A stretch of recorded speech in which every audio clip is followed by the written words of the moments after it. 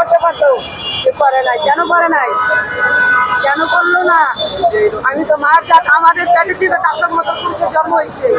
আপা প্রথম দিকে বললাম যে আসলে ঘটনা কি হয়েছে, কেন আসছে ধরতে হবে না, আপনি বলেন কেন আসছেন এখানে? ঘটনা নির্যাতনের বর্ণনা দিবেন আপনি, কেন আসছেন এখানে? এখানে আমি আসছি, আমার স্বামীর মেনিবে হারানো গেছে। আমার জামাই সাধারণত দাড়ি করার জন্য থানায় গেছে।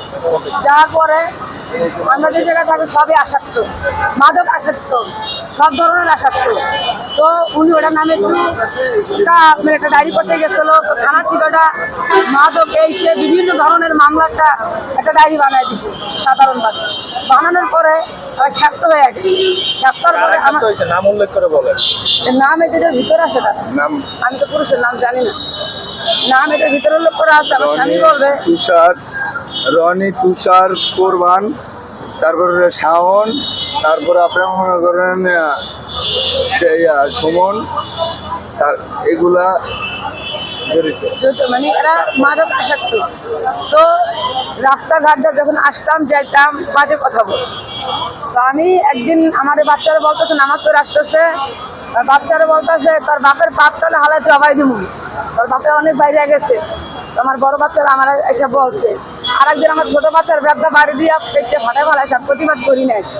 দ্বিতীয় দিন আমার বাচ্চা নামাজ পড়ে আসার সময় মাগরিবের টাইমে বলতেছে আব্দুল আজিজ কুত্তা আয়, কুকুরে ডাক দিতে। তো আমি ছেলেটার স্বামীকে বললাম যে ভাই তুই তো ছোট মানুষ, এরকম করে স্কিল লেগে যা গেছে আগে চলে গেছে, আমাদের ক্ষমা কর।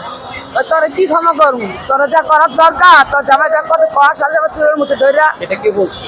এটা কোরবান করছে আমার নিয়া, ডাইরেক্ট বাসার ভিতরে নিয়া। আর মা ছিল, ভারতের আরো ছিল, চুলের মুঠি ধইরা আমার তলপেট ধরে বিটা লাগছে।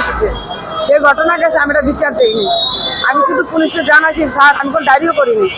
পুলিশে বলছি স্যার এই ঘটনা যায় একটা রুটে দিয়ে আসা করছে। আসার পরে 2 দিন পরে আবার কি করছে, ওই যে কিনা যেন রনি যে বাড়িওয়ালার ছেলে, উনি আমার বাসায় বলতেছে সাব্বির আর রনি বলতেছে আপা আমার 1000 টাকা দিবেন, আমার তো খুব জরুরি। এমন ভাবে বলতেছে।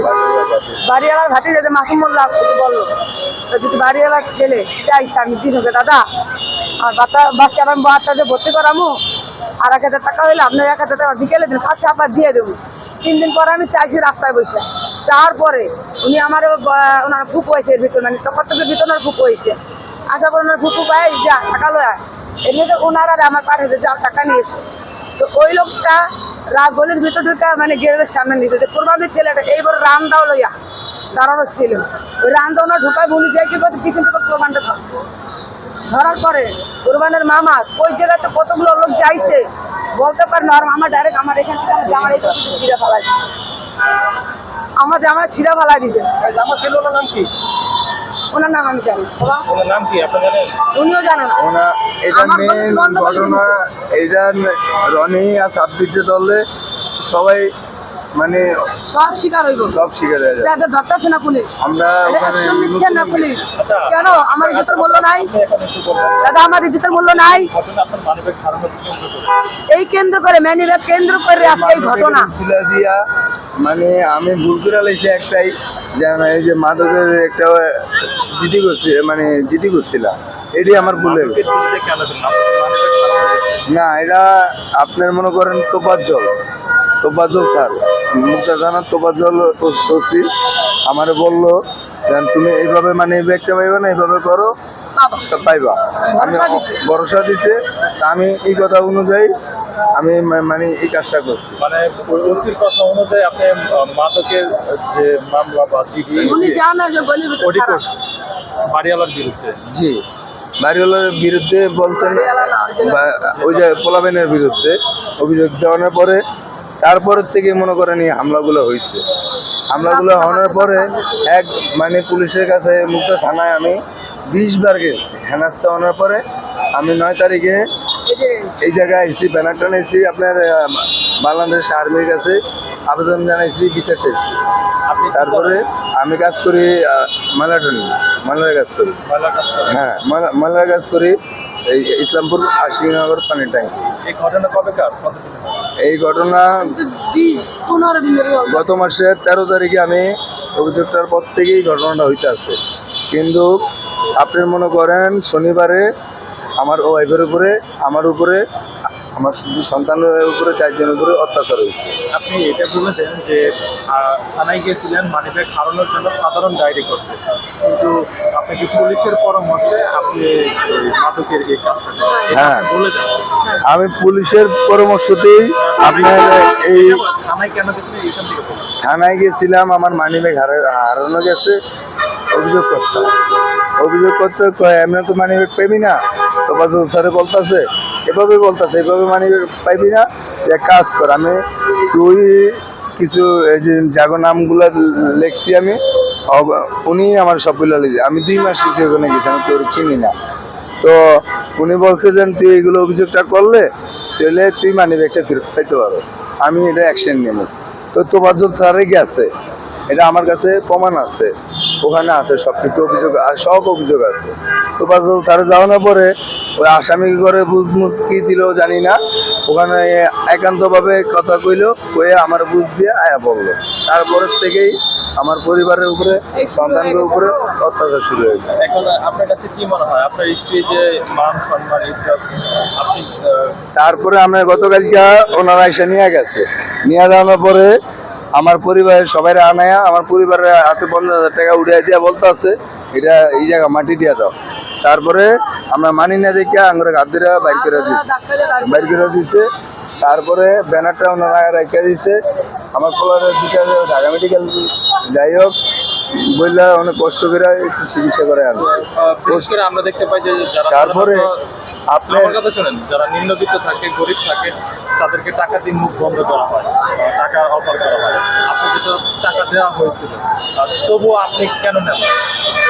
আচ্ছা, একটা বাজারে যে সময় একটা ওড়না কিনতে যাওয়া 100 না 120 টাকা, যে সময় একটা গায়ে জড়া যায়, এটার দাম কত টাকা হয়?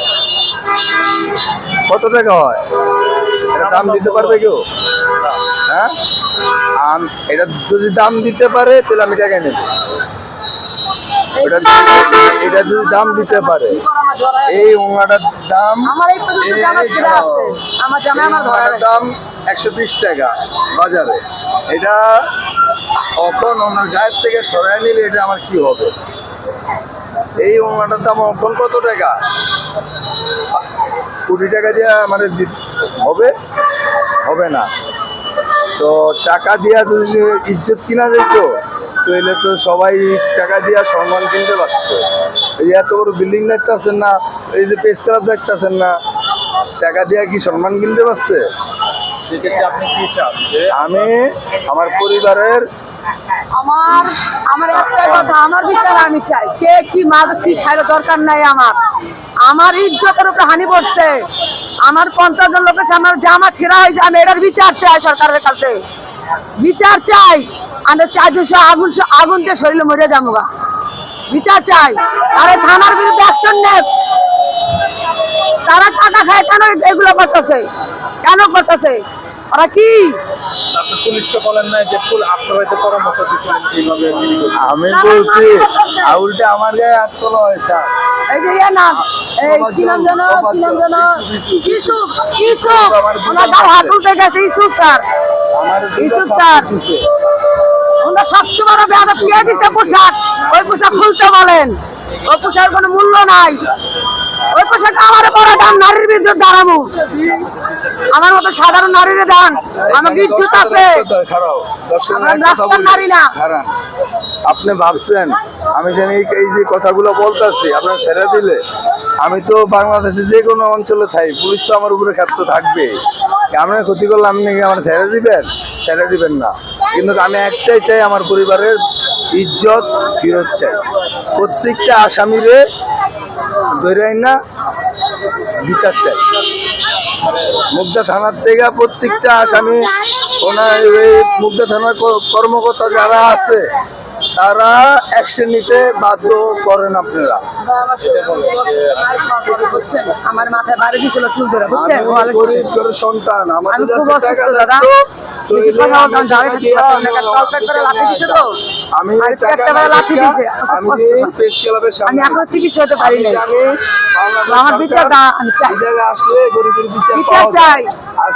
যদি আমি অনুরোধ পাই আমার প্রত্যেকটা বাংলাদেশের মানুষের কাছে যারা মার পেটের থেকে জন্ম নিতেন প্রত্যেকটা ভাইয়ের কাছে আমার একটা আবেদন, আমার ইজ্জতের বিচার করেন। আমার করেন। আমার পরিবারের ইজ্জত, না আমার কিচ্ছু পরিবারের চাই না, টাকা পয়সা চাই না আমি, টাকা পয়সা আমার ইজ্জত ফেরত দেন, যেটা গেছে সেটা ফেরত দেন। সম্মান গুণন যায় না এই